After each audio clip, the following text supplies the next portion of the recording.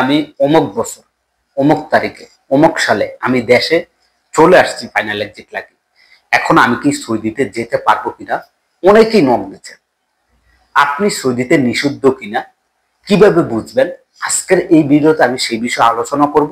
তাই ভিডিওটি প্রথম থেকে শেষ পর্যন্ত দেখার অনুরোধ থাকবে। আপনি যদি আমাদের ইউটিউব বা ফেসবুক পেজে আমাদের দর্শক হয়ে থাকেন, আপনাদের প্রতি অনুরোধ থাকবে অবশ্যই চ্যানেলটি সাবস্ক্রাইব করে পেজটি ফলো করে আমাদের সাথেই থাকুন। এক নম্বরে বলি, আমাদের যে সকল প্রবাসী ভাইরা সৌদিতে থাকা অবস্থায় আপনার গ্রুপ ছিল, আর এই গ্রুপ থাকা অবস্থায় আপনি এম্বাসির মাধ্যমে কিংবা কোনো বক্তব্য সহযোগিতা নিয়ে আপনি ফাইনাল এক্সিট লাগিয়ে দেশে চলে গেছেন, সেই সমস্ত প্রবাসীরা সৌদিতে আর আসতে পারবেন না। দুই নম্বর হচ্ছে, আমাদের যে সকল প্রবাসীরা আছেন যারা বিভিন্ন জায়গায় চেকের মাধ্যমে পড়ে গেছেন, চেক চলছে, সেই চেকে আপনি ধরা খেয়েছেন বা নিজে ইচ্ছাকৃতভাবে ধরা খেয়েছেন বা আপনার নামে কোনো মামলা ছিল, সেই সমস্ত প্রবাসীদেরকে যখন দেশে পাঠায়, যে ব্যক্তি মামলা ছিল তার তো মামলা ছিলই, বা যে ব্যক্তির এর মধ্যে ধরা হয়েছে বা নিজে ইচ্ছাকৃতভাবে ধরা দিয়েছেন, তাদেরকে কিন্তু যখন সৌদি আরব থেকে পাঠানো হয় তাদেরকে কোনো না কোনো মামলা দিয়ে থাকে। 700 বা 900 সিরিয়ালের যে মামলাগুলো আছে সেগুলো দিয়েই কিন্তু আপনাদেরকে দেশে পাঠায়। এই সমস্ত প্রবাসীরা কিন্তু সৌদিতে আর নতুন ভিসা আসতে পারবেন না।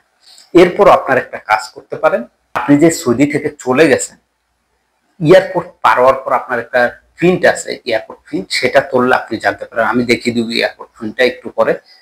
তৃতীয়ত আসেন, যে সকল প্রবাসীরা আপনার মালিক বা কোম্পানি আপনাকে এক্সিট দিয়েছে, এক্সিটের মেয়াদ শেষ হয়ে গেছে এবং মেয়াদ শেষ হওয়ার পর আপনি এম্বাসির মাধ্যমে বা কোনো মুক্তবের মাধ্যমে আপনি অল্প খরচে এক্সিট লাগিয়ে দেশে চলে গেছেন, তারা অসৌদিতার নতুন বিষয়ে প্রবেশ করতে পারবেন না। এখন প্রশ্ন হলো, সবাই যেহেতু আসতে পারবে না, তাহলে কারা আসতে পারবে?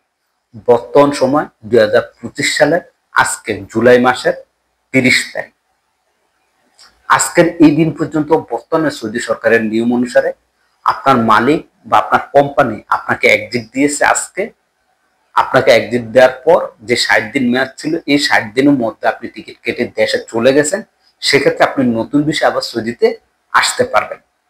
নাম্বার 2 নম্বর হচ্ছে, যে সকল প্রবাসীরা আপনার মালিক বা কোম্পানি আপনাকে ফাইনাল এক্সিট দিয়েছে, অর্থাৎ খুরুজ নেয়া দিয়েছে, সেই খুরুজ নেয়ার মেয়াদ শেষ হওয়ার পরও আপনি কোনো মুক্তবর মাধ্যমে টাকা বেশি খরচ করে যাওয়া যায়, সেইভাবে যদি আপনি কোনো মুক্তবর মাধ্যমে এক্সিট লাগিয়ে চলে যান, সেক্ষেত্রে আপনি নতুন বিষয়ে আবারও আসতে পারবেন সৌদিতে। আবার আসা যাক, আমাদের যে সকল প্রবাসীরা আছেন যারা দেশে ছুটিতে গিয়েছেন, কিন্তু কোনো না কোনো সমস্যার কারণে আপনি ছুটি থেকে মেয়াদ থাকা অবস্থা আপনি সৌদিতে প্রবেশ করতে পারেন না, সেই ক্ষেত্রে আপনি সৌদি আরবে 3 বছরের আগে আর প্রবেশ করতে পারবেন না।